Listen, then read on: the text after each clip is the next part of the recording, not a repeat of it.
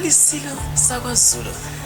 Umntwana uThulani Zulu wasezibindini. Yebo ngempela angitshela ukuthi ngibingelele enhla nasenzansi kwelikaphunga noMageba. Lona umqadi podcast. Ngempela usepholile ukhulumela isilo sakwaZulu umntwana uThulani Zulu wasezibindini othe leli cala lombango waseNdlunkulu uma isinqumo kungenzeka siphikisane nesilo omisizulu sivune umntwana uSimakade. Lokho kungabe kusho ukushabalala ngobudlelwano obuhle phakathi kwabo neNdlunkulu.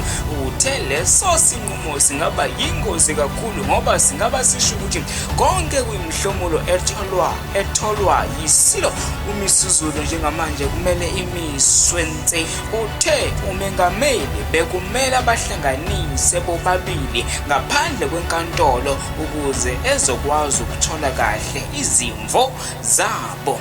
Uthe abantu kuzomela balinde isikhashana ngaphambi kokuba kuphume isinqumo ngoba kungenzeka kuthathe inyanga nengxenye ukuba kuzwakala ukuthi ke udaba luvuna bani.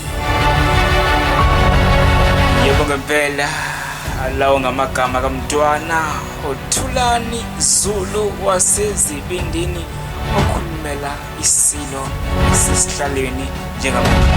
Kade podcast